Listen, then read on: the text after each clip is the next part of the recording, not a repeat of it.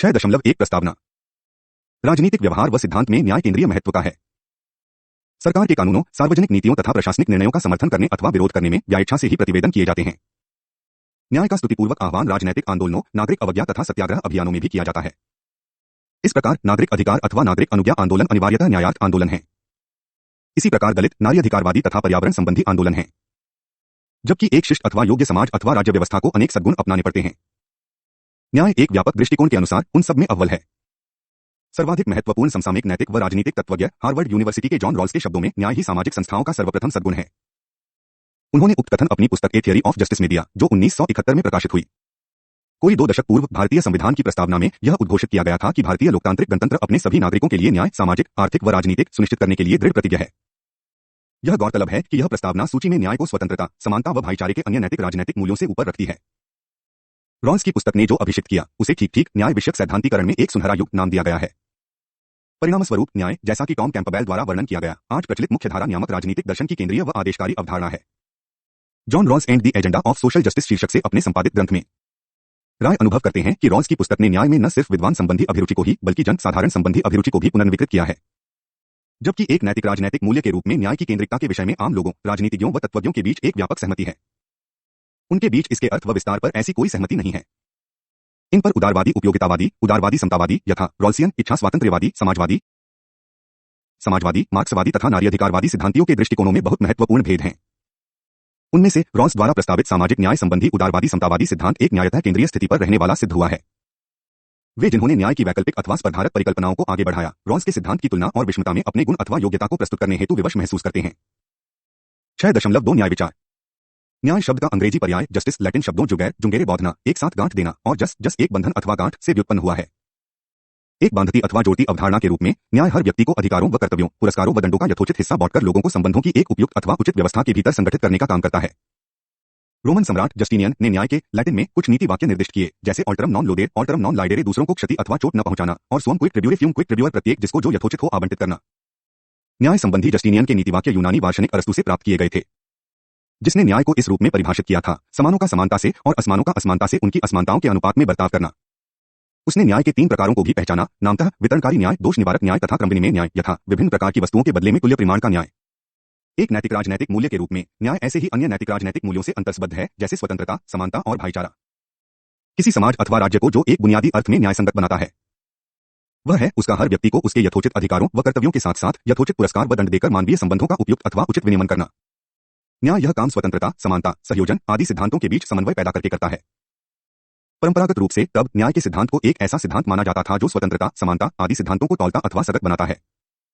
इस प्रकार का तौलना अथवा संगत बनाना किसी निर्णायक मूल्य के संदर्भ में किया जाता है। उदाहरणार्थ, अधिकतम लोगों की अधिकतम खुशी का मूल्य अथवा किसी समाज के सभी सदस्यों की आजादी और बराबरी का मूल्य। इस संदर्भ में प्रसंगतः यह गौर किया जा सकता है कि न्याय की तौलने अथवा संगत बनाने वाली प्रकृति ही है, जिसका प्रतिनिधित्व चेतन रूप में वर्णित वह न्याय की मूर्ति करती है, जो अपने हाथों में एक तराजू धारण किए रहती है। 2.1 प्रक्रियात्मक न्याय और सत्तावाची न्याय। न्याय की चर्चाओं में प्रक्रियात्मक न्याय और सत्तावाची न्याय में भेद किया जाता है। पूर्ववर्ती उन प्रक्रियाओं तथा क्रियाविधियों की न्याय संगति अथवा औचित्य अथवा निष्पक्षता की ओर संकेत करता है, जिनके माध्यम से किसी नियम अथवा नीति अथवा निर्णय पर पहुंचा जाता है और उसे प्रयोग में लाया जाता है। सत्तावाची न्याय नियमों, नीतियों, निर्णयों आदि की विषय वस्तु अथवा परिणाम की न्याय संगति अथवा औचित्य की ओर संकेत करता है। प्रक्रियात्मक न्याय सिद्धांत पारंपरिक रूप से व्यक्तियों की ऐहिक समानता संबंधी धारणा पर आधारित रहे हैं, यथा मनुष्यों के रूप में अथवा विधि विधान की प्रजा के रूप में लिंग, धर्म, प्रजाति, जाति, समृद्धि आदि में उनके भेदों पर ध्यान दिए बगैर। बहुधा अधिकार आधारित न्याय को प्रक्रियात्मक न्याय के रूप में देखा जाता है, जबकि आवश्यकता आधारित न्याय को सत्तावाची न्याय के रूप में देखा जाता है। जॉन रॉल्स न्यायसंगत सामाजिक प्राथमिक वस्तु वितरण संबंधी जिनके सिद्धांतों पर हम नीचे विचार करेंगे, का दावा है कि उनकी परिकल्पना विशुद्ध प्रक्रियात्मक न्याय की परिकल्पना है। विशुद्ध प्रक्रियात्मक न्याय से उनका तात्पर्य है कि उनके वितरणकारी सिद्धांतों का न्याय विचार उस प्रक्रिया के न्याय यथा औचित्य पर स्थापित है, जिसके माध्यम से उनका नाम हुआ है, और कि वे न्याय अथवा औचित्य का कोई स्वतंत्र अथवा पूर्ववर्ती मापदंड नहीं रखते। यदि वे सिद्धांत न्याय अथवा औचित्य संबंधी इस प्रकार का स्वतंत्र अथवा पूर्ववर्ती मापदंड रखा करते, तो वे दोषयुक्त प्रक्रियात्मक न्याय के सिद्धांत हुआ करते। जैसा कि हम नीचे देखेंगे, रॉल्स के इच्छा स्वातंत्र्यवादी आलोचक रॉबर्ट नोजिक दावा करते हैं कि प्रथमोक्त की परिकल्पना वास्तव में कोई प्रक्रियात्मक परिकल्पना नहीं है, बल्कि अंत्यावस्था अथवा गढ़े हुए न्याय संबंधी सिद्धांतों का एक सेट है। 2.2 आवश्यकताएं, अधिकार और दंड पुरस्कार। ऊपर न्याय की अधिकार आधारित व आवश्यकता आधारित संकल्पनाओं का एक सरसरी संदर्भ दिया गया है। उनका क्या मतलब है और वे पुरस्कार दंडाधारित न्याय से किस प्रकार भिन्न है, नीचे इंगित किया गया है। आवश्यकता आधारित न्याय का सबसे प्रसिद्ध प्रतिपादन मार्क्स का साम्यवाद सिद्धांत है, हर एक अपनी योग्यता के अनुसार से हर एक अपनी आवश्यकता के अनुसार तक। सामान्यतया समाजशास्त्री एक न एक आवश्यकता आधारित समतावादी न्याय की व्याख्या को स्वीकार करते हैं। वे आवश्यकताओं खासकर मूलभूत दैहिक आवश्यकताओं तथा अभावों, पसंदों अथवा इच्छाओं में भेद करते हैं। प्रतभोक्त को वस्तुपर और सार्वत्रिक माना जाता है, जबकि परवर्तियों को संस्कृति आधारित और पंया आधारित समझा जाता है। अब्राहम मैस्लो के अनुसार मानवीय आवश्यकताओं का एक तारतम्य है। निर्मल वायु, जल, भोजन, आश्रय हेतु हमारी सर्वाधिक मौलिक आवश्यकताओं से लेकर सुरक्षा, प्यार, आत्मसम्मान व आत्मबोध हेतु हमारी आवश्यकताओं तक जाहिर है। आवश्यकता आधारित न्याय राष्ट्रों के भीतर और उनके पास संसाधनों के साम्यवादी वितरण हेतु आह्वान करता है। न्याय की अधिकार आधारित संकल्पनाएं समतावादी, आवश्यकता आधारित न्याय से भिन्न हैं। व्यापक उदारवाद के अनुसार लॉक एवं ड्यूम राज्य का मुख्य प्रकार व्यक्तियों के नकारात्मक स्वतंत्रता अधिकारों की रक्षा करना है। कल्याणकारी राज्य अथवा समतावादी उदारवादी जन नागरिकों के सकारात्मक स्वातंत्र्य अथवा कल्याणकारी अधिकारों पर जोर देते हैं। आज के इच्छा स्वातंत्र्यवादी उदाहरणार्थ नॉजिक, जो व्यापक उदारवाद के उत्तराधिकारी है, सामाजिक न्याय की एक हकदारी केंद्रित गैर समतावादी संकल्पना अपनाते हैं। न्याय की दंड पुरस्कार आधारित संकल्पनाओं का जब तक प्राकृतिक न्याय के रूप में उल्लेख किया जाता है। यह अधिकार आधारित न्याय की एक अनमय गैर साम्यवादी व्याख्या है। यह व्यक्तियों के उन प्राकृतिक गुणदोषों अथवा सहज योग्यता की धारणा पर जोर देता है जिनको माना जाता है कि एक ईश्वर प्रयत प्राकृतिक चीजों के अपरिवर्त्य क्रम के आधार का निर्माण करते हैं। एडमंड बर्ग और हर्बर्ट स्पेंसर इन्हीं विचारों को मानते हैं। स्पेंसर की धारणा है कि हर व्यक्ति को अपने ही स्वभाव तथा संगत व्यवहार के लाभ और बुराइयों मिलनी चाहिए। ये विचार मुकाबाजार पूंजीवाद का एक रूढ़िवादी सामाजिक डार्विनवादी बचाव पक्ष प्रस्तुत करने का काम करते हैं। 6.3 रॉल्स के सामाजिक न्याय संबंधी उदारवादी समतावादी सिद्धांत। 3.1 उपयोगितावाद की समीक्षा। सामाजिक न्याय संबंधी रॉल्स के सिद्धांत अधिक से अधिक जनता की अधिक से अधिक सुख शांति के उदारवादी उपयोगितावादी सिद्धांत का एक दोष निवारक है। तो फिर उपयोगितावाद के प्रति उसकी आपत्तियां क्या है? रॉल्स का मानना है कि उदारवादी उपयोगितावाद ने व्यक्तिवादी अधिकारों के सहारे व्यापक उदारवाद के पूर्वाधिकार से एक प्रगतिशील कल्याणाभिमुख प्रत्यानार को सूचित किया। फिर भी उपयोगितावाद रॉल्स के दृष्टिकोण से न्याय की एक दोषपूर्ण परिकल्पना है। इसका नैतिक दोष यह है कि वह न्यूनतम जनसंख्या की सुख शांति की खातिर कुछ व्यक्तियों की भलाई के बलिदान को सही ठहराता है अथवा अनदेखी करता है। उपयोगितावादियों के अनुसार किसी समाज में न्याय का मापदंड उस उपयोगिता अथवा सुख शांति अथवा कल्याण का कुल योग ही है जो यह उत्पन्न करता है, न कि समाज के प्रत्येक सदस्य का कुशलक्षेम अथवा कल्याण। उपयोगितावाद हेतु एक विकल्प की अपनी समीक्षा में रॉल्स को हर एक मनुष्य की स्वतंत्रता और समानता संबंधी इमैनुअल कैंट वो नैतिक विधान से प्रेरणा मिलती है। कैंट के अनुसार हर मनुष्य के साथ स्वयं में ही साध्य के रूप में व्यवहार किया जाना है, न कि दूसरों के साध्यों हेतु साधन रूप में। यह वो उदारवादी समतावादी नैतिक सिद्धांत ही है जिसका उपयोगितावाद द्वारा उल्लंघन किया जाता है और रॉल्स सामाजिक न्याय संबंधी अपनी परिकल्पना में जिसे पूर्वावस्था में ही पुनर्स्थापित करते हैं। वितरणकारी अथवा सामाजिक न्याय संबंधी सिद्धांतों पर पहुंचने की अपनी पद्धति अथवा कार्यविधि में और परिणामतः उन सिद्धांतों की विषय वस्तु अथवा निष्कर्ष दोनों में ही रॉल्स हर एक व्यक्ति की स्वतंत्रता और समानता के नैतिक सिद्धांत को केंद्रिकता प्रदान करने का प्रयास करते हैं। 3.2 रॉल्स के न्याय संबंधी उदारवादी समतावादी सिद्धांत। रॉल्स के अनुसार एक स्थायी युक्तिसंगत रूप से धनी समाज परस्पर लाभ हेतु एक सहकारी साहसकार्य होता है। सहकारिता के साथ साथ उसके सदस्यों के बीच सामाजिक जीवन निर्वाह के दायित्वों व लाभों के अपने हिस्से को लेकर विचार भिन्नता भी होती है। सामाजिक न्याय के सिद्धांतों का उद्देश्य यह सुनिश्चित करना है कि समाज के लाभों व दायित्वों का वितरण उसके सभी सदस्यों हेतु न्यायसंगत व निष्पक्ष हो। समाज की आधारीय संस्थाओं का रॉल्स के अनुसार निर्माण इस प्रकार होना चाहिए कि समाज के सभी सदस्यों हेतु सामाजिक प्राथमिक वस्तुओं का निरंतर वितरण एक निष्पक्ष अथवा न्यायसंगत रीति से सुनिश्चित हो। सामाजिक प्राथमिक वस्तुएं वे वस्तुएं हैं जो किसी समाज के बुनियादी ढांचे द्वारा वितरित की जाती हैं। इनमें शामिल हैं अधिकार व स्वतंत्रताएं, शक्तियां व अवसर तथा आय व समृद्धि। रॉल्स का तर्क है कि एक समाज के सभी सदस्यों के बीच इन सामाजिक प्राथमिक वस्तुओं का वितरण विधिसंगत होगा यदि वितरण न्याय के निम्नलिखित सिद्धांतों के अनुसार किया जाता है। सिद्धांत 1 समान मौलिक स्वतंत्रताओं का सिद्धांत हर व्यक्ति समान मौलिक स्वतंत्रताओं की एक पूर्णतः यथेष्ट कार्य योजना हेतु अनन्य अलोक्य अध्यर्थ रखता है। कार्य योजना जो कि सभी के लिए स्वतंत्रताओं की एक ही कार्य योजना के अनुरूप हो। सिद्धांत 2 से 1 अवसर की निष्पक्ष समानता 2 टुमत द्वैध सिद्धांत सामाजिक व आर्थिक असमानताओं को 2 शर्तें पूरी करनी होती है। प्रथम, उन्हें अवसर की निष्पक्ष समानता संबंधी शर्तों के तहत सभी हेतु आरक्षित कार्यालयों व पदों से जोड़ना होता है और दूसरे, उन्हें समाज के न्यूनतम लाभान्वित सदस्यों के अधिकतम लाभार्थ हेतु बनना होता है।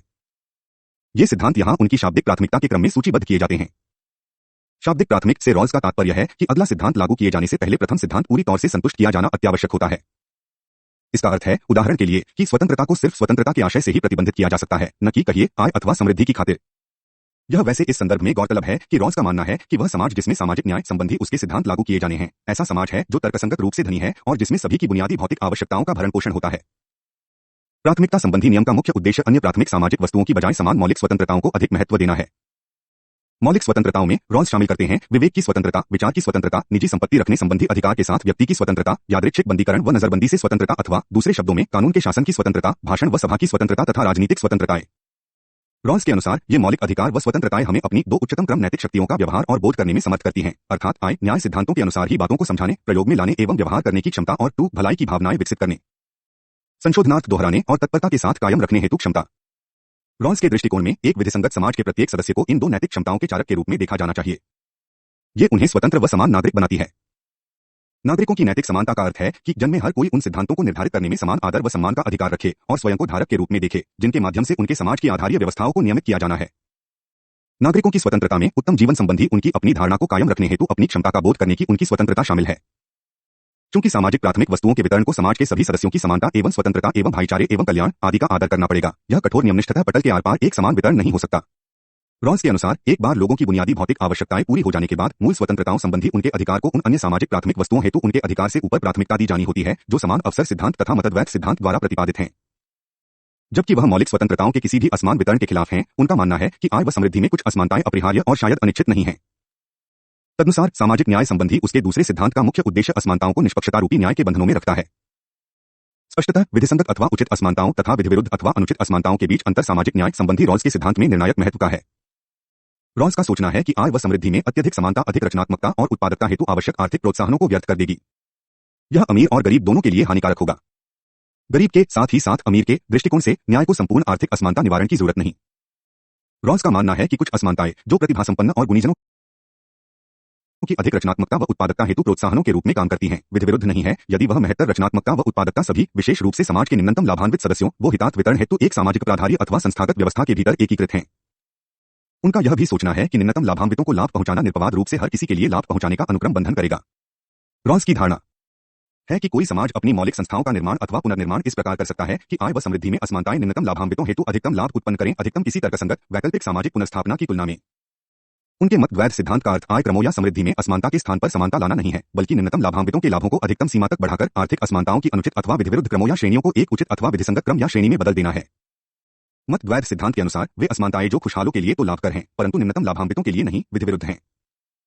रॉल्स के निष्पक्ष आवसरिक समानता संबंधी सिद्धांत की यह शर्त है कि राज्य शैक्षणिक, सांस्कृतिक तथा आर्थिक परिधियों में उचित समानता सुनिश्चित करने के साथ साथ बेरोजगारी तथा अस्वस्थता लाभ भी प्रदान करे। स्कूल चलाने अथवा उनको आर्थिक सहायता देने, अर्थव्यवस्था को नियमित करने आदि के लिए इनको एक मध्यस्थतावादी कल्याणकारी राज्य की आवश्यकता होती है। न्याय के वे सिद्धांत जिन पर अभी तक हमने चर्चा की कि रॉल्स द्वारा न्याय की एक आम अवधारणा के खास प्रतिपादनों के रूप में व्याख्या की गई है। इस आम अवधारणा को इस रूप में कहा गया है: सभी सामाजिक प्राथमिक वस्तुएं स्वतंत्रता एवं अवत्तर, आय एवं समृद्धि तथा आत्मसम्मान के आधार समान रूप से वितरित की जानी है, जब तक कि इन वस्तुओं में से कोई अथवा सभी का एक असमान वितरण निम्नतम उपकृत के लाभार्थ न हो। न्याय की इस आम अवधारणा से रॉल्स का जो तात्पर्य है वो यह है कि सिर्फ वही असमानताएं विधिविरुद्ध हैं जो, जैसा कि उपयोगितावाद के उदाहरण में, समाज के कुछ सदस्यों को एक प्रतिकूल अवस्था में रखते हैं। न्याय की यह आम अवधारणा बहरहाल विभिन्न सामाजिक प्राथमिक वस्तुओं के बीच भेद नहीं करती है। यह नहीं बतलाती उदाहरण के लिए आय वितरण और स्वतंत्रता वितरण के बीच विवाद यदि कोई है तो कैसे हल करें। इसी कठिनाई को दूर करने के लिए ही रॉल्स इस आम अवधारणा को उन दो सिद्धांतों को एक विशेष संकल्पना में बांट देते हैं जिनकी हम ऊपर चर्चा कर चुके हैं। 3.3 सामाजिक अनुबंध प्रक्रिया। अब तक हमारा ध्यान रॉल्स के सामाजिक बटा वितरणकारी न्याय सिद्धांतों पर केंद्रित रहा। चलिए अब उन सिद्धांतों के बचाव पक्ष में तर्क संबंधी उसकी रीति अथवा कार्यविधि की ओर मुख्तसर रुख करते हैं। हमें क्यों रॉल्स के अनुसार उनके सिद्धांतों को स्वीकार करना चाहिए, बेशक कुछ अन्य सिद्धांत कहिए उपयोगितावादी अथवा इच्छा स्वातंत्र्यवादी सिद्धांत भी हैं, जैसे विधिसंगत अथवा निष्पक्ष वितरण संबंधी सिद्धांत। संक्षिप्ततः कथित रॉल्स का उत्तर यह है कि एक सामाजिक अनुबंध प्रणाली अथवा राजनीतिक मंत्रणा वाली कार्यविधि सभी व्यक्तियों की स्वतंत्रता व समानता के कैंटियन उदारवादी समतावादी नैतिक विचार का सम्मान करती है, और कि इस प्रकार की प्रणाली अथवा कार्यविधि के माध्यम से हुआ समझौता अथवा उस अनुबंध विशेष के सभी पक्षों हेतु विधिसंगत अथवा उचित होता है।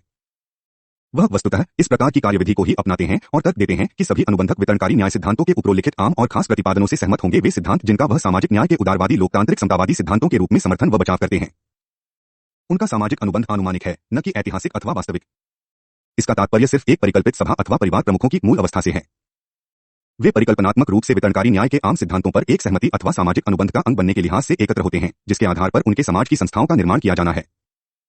अपने समझौते अथवा सामाजिक अनुबंध में पक्षपात शून्यता अथवा निष्पक्षता सुनिश्चित करने और व्यक्तियों की स्वतंत्रता और समानता संबंधी नैतिक धारणा को समाविष्ट करने के उद्देश्य से रॉल्स यह मानते हैं कि उनकी मूल अवस्था में अनुबंधक अपने सहज गुणों, वर्ग, सामाजिक प्रतिष्ठा अथवा मलाई संबंधी अपनी संकल्पनाओं के बारे में एक अज्ञान के पर्दे में होते हैं।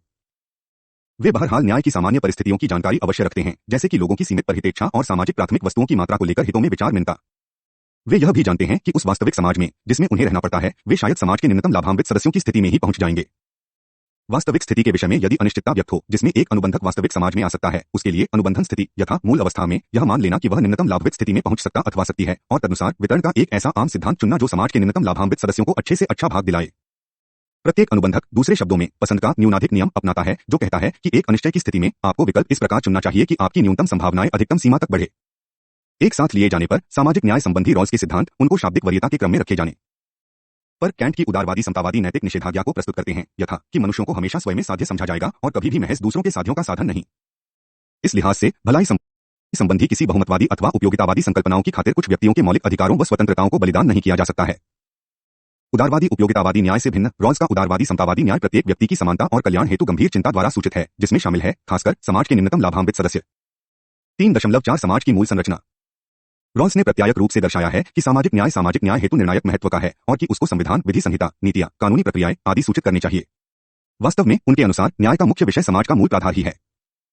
सामाजिक न्याय संबंधी उनका सिद्धांत उदारवादी लोकतंत्र, एक नियमित पन्य अर्थव्यवस्था और उदारवादी समतावादी कल्याणकारी राज्य को उचित सिद्ध करता है और उसके द्वारा उचित सिद्ध किया जाता है। उनका कहना है कि उनके विभेद सिद्धांत को व्यवहारपरक बनाने के लिए सरकार को 4 शाखाएं रखनी चाहिए, यथा आय मूल्य प्रणाली को सुचारू रूप से प्रतिस्पर्धात्मक बनाए रखने और तर्कहीन पन्य शक्ति विष्टन से बचाने हेतु एक आवंटन शाखा, 2 तर्कसंगत रूप से पूर्ण रोजगार उत्पन्न करने हेतु एक स्थिरीकरण शाखा और पन्य अर्थव्यवस्था की सामर्थ्य कायम रखने हेतु संयुक्त रूप से आवंटन शाखा के साथ 3 आवश्यकता और एक उचित जीवन स्तर की मींगों से निपटने के लिए एक हस्तांतरण शाखा तथा 4 कराधान मानदंडों और स्वामित्व अधिकारों में समायोजनों द्वारा वितरणात्मक शेयरों में उचित न्याय परिरक्षण हेतु एक वितरणकारी शाखा। 6.4 रॉल्स की न्याय संबंधी उदारवादी समतावादी संकल्पना की कुछ समालोचनाएं। 4.1 इच्छा स्वातंत्र्यवादी समीक्षा। जैसा कि ऊपर उल्लेख किया गया, सामाजिक न्याय संबंधी रॉल्स की उदारवादी समतावादी संकल्पना समकालीन राजनीति दर्शन में एक केंद्रीय स्थान रखती है, परंतु यह कोई चुनौतीहीन अथवा निर्विरोध संकल्पना नहीं है। अनेक राजनीतिक मर्मज्ञों ने इसकी आलोचना की है और न्याय की वैकल्पिक संकल्पनाओं को आगे बढ़ाया है। इन आलोचनाओं व विकल्पों में से कुछ का संकेत नीचे है। रॉल्स की न्याय संबंधी उदारवादी समतावादी संकल्पना उनके परलोकगत सहकर्मी रॉबर्ट नोजिक द्वारा की गई एक यथातथ्य समीक्षा का विषय बनाई गई है। अपनी पुस्तक एनर्की, स्टेट एंड यूटोपिया 1974 में नोजिक एक ओर न्याय की अंत्यस्थिति व गणितीय संकल्पनाओं और दूसरी ओर ऐतिहासिक व दकदारी आधारित संकल्पनाओं के बीच भेद प्रकट करते हैं। पूर्ववर्ती प्रकार के न्याय किसी अंतिम चरण लक्ष्य के नाम पर राज्य द्वारा सामाजिक पुनर्निर्माण अथवा रचना कार्य किए जाने हेतु आह्वान करते हैं। रॉल्स की न्याय संबंधी संकल्पना नोजिक के अनुसार एक इस प्रकार की अंत्यस्थिति और गणितीय संकल्पना है जो व्यक्तियों के स्वतंत्रता अधिकारों को गुप्त रूप से क्षति पहुंचाते हुए उनके प्रति अनुचित और अन्यायपूर्ण है। वेतन संबंधी किसी भी अंत्यस्थिति अथवा गढ़े जाते सिद्धांतों को विहित करने की बजाय नोजिक हमारी अधिकारस्थ संपत्तियों हेतु स्वतवाहिकारों के अर्जन संबंधी इतिहास में न्याय अथवा अन्याय खोजते हैं। उनके अनुसार व्यक्ति को संपत्ति रखने और उसे पन्य क्षेत्र में विनिमय करने समेत असीम स्वतंत्रता अधिकार है, इस बात पर ध्यान दिए बगैर कि अंत्यास्थिति अथवा वितरण प्रतिमान को यह किस ओर अभिमुख करे। इस न्याय संबंधी हकदारी सिद्धांत में हालांकि एक संशोधनकारी न्याय सिद्धांत शामिल हैं, जो संपत्ति के अर्जन अथवा हस्तांतरण में यदि कोई अतीत में हुए अन्यायों को सुधारने हेतु है। यह देखा जा सकता है कि न्याय संबंधी नोजिक की इच्छा स्वातंत्र्यवादी संकल्पना एक मुक्तपन्य पूंजीवाद संबंधी प्रतिवाद है, जबकि राज्य के हस्तक्षेप से वैयक्तिक अधिकारों के प्रतिवाद पर यह वाग्मितापूर्ण है। अत्यंत धनाढ्य जन समाज अथवा निगमों द्वारा वैयक्तिक स्वतंत्रता अथवा समानता को गुप्त रूप से क्षति पहुंचाए जाने पर यह मौन है। 4.2 कुछ मार्क्सवादी समालोचनाएं। पूंजीवादी व्यवस्था के भीतर निष्पक्ष अथवा न्यायसंगत वितरणों के साथ उनकी ध्यानमग्नता तथा पूंजीपतियों व कामगारों के बीच इसकी अंतर्भूत अथवा अंतर्निहित शोषणकारी अथवा विमुखकारी असमानताओं को बतलाने में उनकी विफलता के कारण अनेक मार्क्सवादी जन उदारवादी समतावादियों की आलोचना करते हैं। वह आदर्श पंचायती राज्यवादी समाज जो कि मार्क्सवाद उत्पादन साधनों की निजी स्वामित्व व्यवस्था के विध्वंस के माध्यम से बनाना चाहता है, एक ऐसे समाज के रूप में समझा जाता है जिसमें कोई अभाव नहीं, मानवीय परिहितेच्छा की कोई सीमा नहीं और कोई राज्य नहीं होगा। चूंकि रॉल्स की परिकल्पना के अनुसार सामाजिक प्राथमिक वस्तुओं का अभाव और मानवीय परिहितेच्छा का सीमित स्वभाव ही न्याय की परिस्थितियों हैं, पंचायती राज्यवादी समाज में उनकी फर्ज की गई गैरमौजूदगी किन्हीं भी निष्पक्ष अथवा न्यायसंगत वितरण सिद्धांतों को इस प्रकार के समाज के प्रति असंगत बना देती है। किसी भी इस प्रकार के न्याय विधान संबंधी अधिरचनात्मक वितरणकारी सिद्धांत की बजाय स्वायत्त शासन द्वारा परिकल्पित समाधिकार का उच्चतर स्वरूप इस सिद्धांत के अनुसार काम करेगा, हर एक से उसकी योग्यता के अनुसार, हर एक को उसकी आवश्यकताओं के अनुसार। समाजवादी चरण में जो आगे आता है और उच्चतर व अंतिम साम्यवादी चरण को जन्म देता है, एक कार्याधारित अथवा योगदानाधारित वितरण सिद्धांत अभिभावी होगा। असमानताओं के अपने ही प्रतिमान रखने वाले देशों में एक एक करके अखिल रूस देशीय प्रतिनिधि महासभा सोवियत साम्यवाद की समाप्ति और उदारीकरण के उन्नति क्रम ने अन्याय की परिस्थितियों के दूरीकरण हेतु मार्क्सवादी आशा के यथार्थवादी पर शंकाएं पैदा करने का काम किया है, जिसमें सामाजिक अथवा वितरणकारी न्याय अप्रासंगिक है। दरअसल परंपरागत मार्क्सवाद से अलग होकर कुछ समसामयिक मार्क्सवादी जन पूंजीपतियों द्वारा कामगारों से अतिरिक्त मूल्य निष्कर्षण किए जाने की अन्याय के एक व्युत्पन्न विधान के रूप में व्याख्या करते हैं, जो उनके अनुसार उत्पादन साधनों हेतु पहुंच में एक पूर्ववर्ती और बृहत्तर अन्याय पर आधारित है। इस प्रकार उदारवादी समतावादी सामाजिक न्याय की कार्यावली जो रॉल्स द्वारा आरंभ की गई है, मार्क्सवाद पर कुछ प्रभाव रखती प्रतीत होती है। 4.3 समुदायवादी कम्युनिटेरियन समीक्षा। समुदायवादी सिद्धांती जन रॉल्स की न्याय संबंधी उदारवादी समतावादी संकल्पना की आलोचना करते हैं कि वह समुदाय की भलाई की लागत पर वैयक्तिक अधिकारों पर जोर देती है। अपनी पुस्तक liberalism and the limits of justice 1982 में हार्वर्ड यूनिवर्सिटी के ही माइकल सैंडल उसकी आलोचना करते हैं, जिसे वह रॉल्स की देहमुक्त अथवा उऋण स्वयं अथवा अहम संबंधी धारणा पुकारते हैं, जिसके विरोध में वह अवस्थित अहम की धारणा प्रस्तुत करते हैं, अर्थात वह स्वयं अथवा अहम जो किसी समुदाय का निरपवाद रूप से एक सदस्य है। जबकि रॉल्स के अनुसार अधिकार भलाई से पहले है और न्याय ही समाज का सर्वप्रथम नैतिक सद्गुण है। सैंडल के अनुसार न्याय महज एक प्रतिकारक गुण है जिसकी एक व्यक्तिवादी समाज में आवश्यकता होती है। सैंडल के अनुसार इसके अलावा समुदाय की आम भलाई व्यक्तियों के अधिकारों से पहले है। चार्ल्स टेलर आप भी एक अग्रणी समुदायवादी राजनीति मीमांसाकार है, स्वयं समृद्धि उदारवाद की छिड़काई यंत्रवादी संकल्पना पर शोक प्रकट करते हैं। उनके अनुसार व्यक्ति का कल्याण उसके समुदाय की भलाई पर निर्भर करता है और इसी कारण समूह विशेष अथवा समुदाय विशेष के सांस्कृतिक अधिकारों की मान्यता व संरक्षण व्यक्तियों को स्वतंत्रता व समानता अधिकारों के न्यायसंगत वितरण की तुलना में कम महत्व का नहीं है।